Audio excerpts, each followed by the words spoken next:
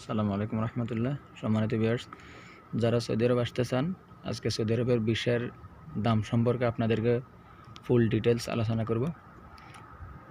Saudi আরবের দুই রকমের ভিসা হয়, একটা হচ্ছে 3 মাসের ভিসা আর একটা হচ্ছে 15 মাসের ভিসা।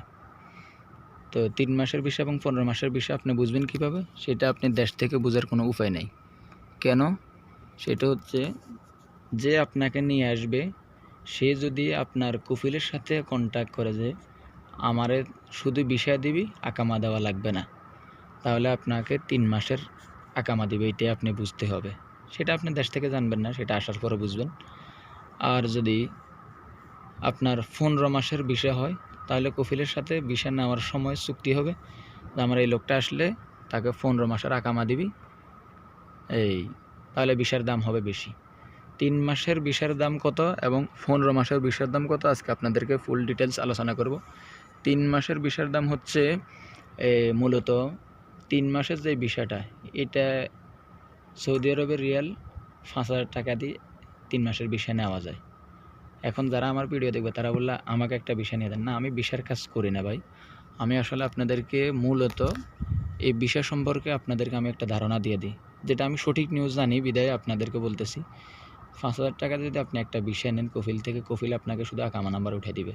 কফিলের কোনো ফায়দা লাগবে না, কিছু লাগবে না, সে আপনাকে 15 মাসের আকামাও করে দিবে না। আর আর দুইভাবে ভিসা নেওয়া যায়, যেটা 15 মাসের আকামা, তার মধ্যে কেউ 9,000 টাকা 8-9,000 টাকা দিয়ে ভিসা নিতে পারে, যেটাতে আপনাকে আকামা দিবে 15 মাসের, তবে আপনি মাসে মাসে ফায়দা দিতে হবে। 3 মাস পর থেকে আপনি ঠিকই কফিলের ফায়দা দিতে হবে। এই কথাটা দালালরা কিন্তু ভেঙে বলে না। আরেকটা সিস্টেম হচ্ছে, দালালরা যারা সঠিকভাবে আপনাকে আকামা দিবে, যদি আপনার নিকটতম লোক হয় বা আত্মীয় স্বজনের ভিতরে নিয়ে আসে, তখন তারা ভিসা কিনে 12,000 থেকে 13,000 রিয়াল দিয়ে। 12,000 থেকে 13,000 রিয়াল হলে 4 লাখ টাকার উপরে চলে যায়। যেই খরচ দিয়ে আনতে হলে আপনাকে বাংলাদেশে বলে 4.5 লাখ টাকা, 4,70,000 টাকা দিতে হয়। সেটা হচ্ছে আপনাকে আকামা দিবে 15 মাসের। এই 15 মাসের আকামা চলাকালীন আপনি কোনো কফিলের ফায়দা মানে লাভ, মাসে মাসে যেটা আমরা চাঁদা বলি, বাংলা ভাষায় এটারে বলে চাঁদাবাজি, কিন্তু এখানে ফায়দা বলে। ফায়দা মানে লাভ, মানে কফিলরা আপনি লাভ দিতেন না। মাসে মাসে সে আপনার থেকে 500 টাকা বা 400 টাকা করে লাভ নেবে। 500 টাকা নিলে বাংলা 16,000 টাকা, আর 400 টাকা নিলে বাংলা 12,000 টাকা, সামথিং আরও একটু বেশি হবে। তো যদি আপনার থেকে লাভ না নেয়, যদি আপনার থেকে ফায়দা না নেয়, তাহলে আপনাকে ভিসার দাম দিতে হবে বেশি, যেটা আপনি 15 মাস তাকে কোনো ফায়দা দিবেন না। সেটা হলে আপনার দালালে আপনার থেকে টাকা নেবে 4.5 লাখ থেকে 4,70,000 টাকা, বা পরিচিত মাধ্যম হলে 4,40,000 টাকাও নিয়ে আসতে পারে, বা সামান্য একটু কম বেশি নিয়ে আসে। যদি একদম নিকটতম লোকে নিয়ে আসে তাহলে 3,80,000-90,000 টাকা দিয়ে নিয়ে আসে, সে 1 টাকাও খাইবে না বিদায়। কিন্তু আপনি যদি পরিচিত কোনো মাধ্যম থেকে নেন, যদি শুনেন যে ভিসার দাম 4 লাখ টাকা বলের, পরিচিত মাধ্যম, সে আপনার আত্মীয় স্বজন না, আপনি একটা কথা মাথায় রাখবেন, সস্তার 3 অবস্থা। এই কথাটা কিন্তু প্রচলিত বাক্য হলেও এটা সত্যই। আপনি যদি 3.5 লাখ টাকা 4 লাখ টাকা ভিসার দাম শুনি আপনি দালালের খপ্পরে পড়েন, 100% আপনি দালালের খপ্পরে পড়েছেন। কারণ 4 লাখ টাকা দিয়ে যে ভিসা দিবে বা 3.5 লাখ টাকা যে ভিসা দিবে, সেটা বুঝতে হবে আপনি আকামা পাবেন না।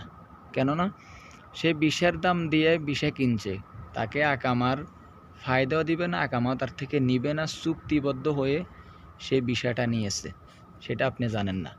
কারণ এই টাকা আপনার আত্মীয় স্বজন যে নিয়ে আসবে, আপনার আত্মীয় স্বজন বলেন, বাপ বলেন, ভাই বলেন, যে নিয়ে আসবে, এই 4 লাখ টাকা 4.5 লাখ টাকা সে নিজে খাবে না, কিন্তু জায়গায় জায়গায় দিয়ে দিতে হবে। কিভাবে দিবে? 1 নাম্বার, কফিলে যদি আপনি মনে করেন 9,000 রিয়াল দেয়, বাংলাদেশে 3 লাখ টাকা, এগুলো 3 লাখ টাকা, 4.5 লাখ টাকার আমরা এখন হিসাবটা মিলাবো। কফিলের আমরা যদি 9,000 রিয়াল দিয়ে আমরা ভিসা কিনতে হয়, তাহলে বাংলা 3 লাখ টাকা। এরপরে টিকিটের দাম মনে করেন 70,000 টাকা, আমি বর্তমান রেট ধরলাম, টিকিটের দাম মনে করেন 70,000, তাহলে 3,70,000। এরপরে আপনার মেডিকেলে যাবে 10,000 টাকা, যদি আপনি কন্টাকে যান তাহলে 20,000 টাকা যাবে, মনে করেন 3,90,000 টাকা। এরপরে আপনার এই পুলিশ ক্লিয়ারেন্সে ওখানে 690 টাকা, তার মধ্যে আপনার হয়তো পুলিশে যদি আপনার থেকে ওখানে কিছু চা নাস্তার পয়সা নেয়, 2,000 টাকার মতো নিয়ে যাব। এরপর আপনার আর আছে 3 দিনের ট্রেনিংয়ের, ওখানে আছে, ওখানে 800 টাকা বা 1200 টাকা নেয়। আর আছে আপনার ফিঙ্গারের দিন আপনার ওখানে মনে হয় 600 টাকা নেয়। সব মিলাই আপনার 4 লাখ টাকার ভিতরে খরচ পড়ে।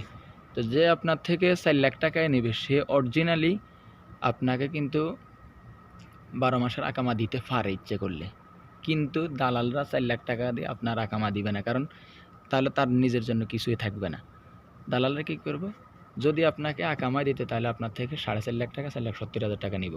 আর যদি বলেন যে না হে 4 লাখ টাকা বা 3.5 লাখ টাকার মধ্যে মানি গেছে, হে পরিচিত লোক, তাহলে বুঝবেন সেইখানে আপনার এই আকামা সম্পর্কে কোনো চুক্তিবদ্ধ করে নাই, আপনাকে আকামা দিবে না বিদায় সে আপনার থেকে কম নিয়েও সারতে পারবো, কারণ সেইখানে আসার পর আপনাকে আকামায় দিবে না। এই জন্য সে মনে করে যে শুধু আমি বিষয়টা কিনে নিছি আর প্লেন ভাড়া সব কিছু মিলে আমার 3 লাখের ভিতরে খরচ চলে যাবে, বাকিটা আমার লাভ।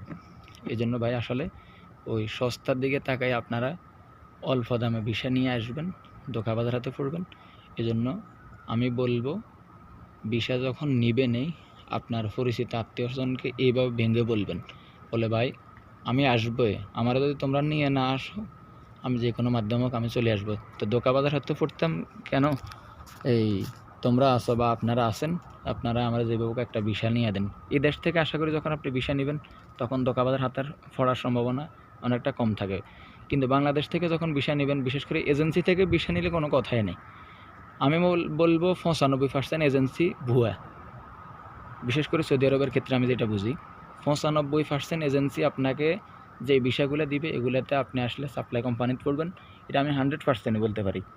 আপনি যদি এটা বিশ্বাস করেন বা না করেন, আপনি আসার পরে ঠিকই বুঝবেন। কারণ এজেন্সির মাধ্যমে যতজন লোক আসছে, বিশেষ করে এজেন্সিগুলোর কাছে যারা ভিসা বিক্রি করে, ওই ভিসাগুলো লোকাল ভিসাগুলাই বিক্রি করে। কারণ এই ভিসাগুলো অল্প দামে তাদের কাছে বিক্রি করলে তারা যা লাভ করতে পারে, কিন্তু অরিজিনালি কোম্পানি ভিসা দেয় না এভাবে এজেন্সিকে ভিসা দেয় মালয়েশিয়ার যে লোকগুলো আসে, তাদের সিস্টেম হয়েছে তাদের সরকারিভাবে ভিসা উঠবে, ওই ভিসাগুলো তারা মালয়েশিয়ার এজেন্সির কাছে বিক্রি করবে, আর মালয়েশিয়া এজেন্সিওয়ালা বাংলাদেশে কোনো দালাল পাইলে ওই দালালের মাধ্যমে বাংলাদেশি এজেন্সির কাছে বিক্রি করে। কিন্তু সৌদি আরবে সরাসরি ভিসা নেওয়া যায়।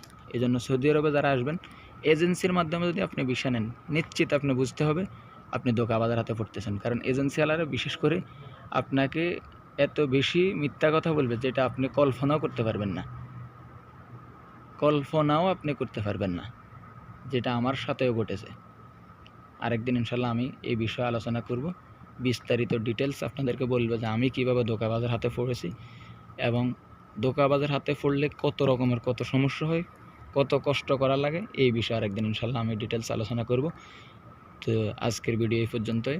আমি আপনাদেরকে আবারও বলি ভাই, যদি সৌদি আরবে আসতেই হয় আপনি 3 লাখ টাকা ভিসা পাই সাথে সাথে ভিসা নিয়ে নেবেন না। আপনার যদি দেশে কোনো লোক থাকে আগে তাদেরকে জিজ্ঞাসা করবেন, তাদের থেকে আগে আলোচনা করে বুঝে শুনে তারপরে আসবেন। বিশেষ করে এজেন্সিওয়ালাদের বা এলাকার যে দালালগুলো আছে এদের আরেকটা কৌশল আছে, এটা বলে আমি আজকের ভিডিও শেষ করব। তাদের কৌশল হচ্ছে, আজকে আপনি কথা বলছেন, আপনাকে আগামীকালকেই আপনাকে মেডিকেলে পাঠিয়ে দিবে এবং 50,000 টাকা জমা নিয়ে নেবে। এটা হচ্ছে তাদের সবচেয়ে বড় হাতিয়ার। তারা যখন আপনার থেকে 50,000 টাকা জমা নিয়ে নিচ্ছে, আপনাকে মেডিকেল করে দিছে, তখন আপনি কিন্তু আটকে গেছেন। এই জন্য এই ধোঁকাবাজের হাতে কখনও পড়বেন না যতক্ষণ পর্যন্ত নিজের আত্মীয় স্বজন আছে। নিজের আত্মীয় স্বজন আসলে সৌদি আরব আনতে চায় না কেন, আমি এটা আসার পরে বুঝতে পেরেছি। সৌদি আরব বর্তমান আসলে ওই নিজের আত্মীয় স্বজনের কোনো কাজ আপনাকে ভাগ করে দিবে এরকমটা পাওয়া যায় একেবারে টাফ। কারণ সৌদি আরব বর্তমানে কোম্পানিগুলোতে লোক ওইভাবে নেয় না বাংলাদেশ থেকে। তা আপনি এখানে আসলে কাজ কীভাবে পান, সেটা হচ্ছে সৌদি আরবের সিস্টেম হচ্ছে আপনার কালকে সকালে ডিউটি, আজকে ফোন দিয়েছে ভাই লোক থাকলে আমার একজন লোক দেন, তখন দিতে পারে। কিন্তু আপনাকে 2 মাস আগে বলে রাখবে যে 2 মাস পরে আমার লোক লাগবে, এরকমটা হয় না। এই জন্য কোনো লোক নিজের আত্মীয় স্বজনকে বলতে পারে না যে তোমার আনলে আমি 2 মাস পরে কাজ ঠিক করে দিব, সমস্যা নাই, তুমি এখন টাকা তো 2 মাসের ভিতরে ইনশাল্লাহ আমার কাছে হাতে কাজ রেডি আছে, এরকমটা কেউ বলে না। বিশেষ করে আত্মীয় স্বজন এই জন্য নিয়ে আসে না, যেহেতু আত্মীয় স্বজন আনলে আপনাকে কাজ দিতে পারবে না। কারণ কাজটা আগ থেকে বলে কেউই আসে না। ওই এখানে আসলে আত্মীয় স্বজন থাকলে কাজ পাওয়ার সাথে সাথে আপনাকে একটা কাজ বা করে দিতে পারে যখন আপনি এদেশে আসবেন তখন। এই জন্য চেষ্টা করবেন যেন আপনি আকামা পান। আকামা যদি না পান এদেশে আসলে কোনো লাভ নাই ভাই। এদেশে আকামা ছাড়া আপনি বাইরে হতেও পারবেন না রাস্তায়। এই জন্য আপনি যেই কোনো মাধ্যমেই আসবেন, চেষ্টা করবেন নিজের বাপ অথবা ভাই থাকলে তাদের মাধ্যমে বিষয়টা নিয়ে আসবেন, না হয় পরিচিত কোনো মাধ্যমে আসবেন না। যদি হ্যাঁ নিকটতম কোনো আত্মীয় স্বজনে আপনাকে নিজ থেকেই বলে যে একটা বিষয় আছে বা আমার এখানে একটা কাজ আছে, আমি তোর জন্য কথা বলে রাখছি, আসলে আমি কাজটা দিতে পারুম, সমস্যা নাই, আসবার আগ্রহ থাকলেও আমার বল, এরকমটা যদি হয় তাহলে আপনি আসবেন, সমস্যা নেই ইনশাল্লাহ। কিন্তু কোনো লোককে রিকোয়েস্ট করছেন একটা বিষয় দেওয়ার জন্য, সে দিতেছে না, এরপর আপনার রিকোয়েস্টের কারণে সে একজন দালাল থেকে একটা বিষয় দিছে, এরকমটা কখনো হলে আসবেন না। যার মাধ্যমে আসবেন তার আগের দিকটা ভালো ভাই, বাড়িতে থাকতেই জিজ্ঞেস করবেন যে তুই যে বিষয় লইতেছস আসলে কি ওখানে কাজ আছে কিনা, তুই আমার আসলে কাজ দিতে পারবি না, যদি কয় আইলে এটা এক ব্যবস্থা হইবে, তাহলে বুঝবেন এখানে আসি আপনি ধোঁকাবাজের হাতে আবারও পড়বেন। তো ঠিক আছে, এই ছিল আজকের ভিডিও, ভালো থাকবেন, আল্লাহ হাফেজ, আসসালামু আলাইকুম রহমতুল্লাহ।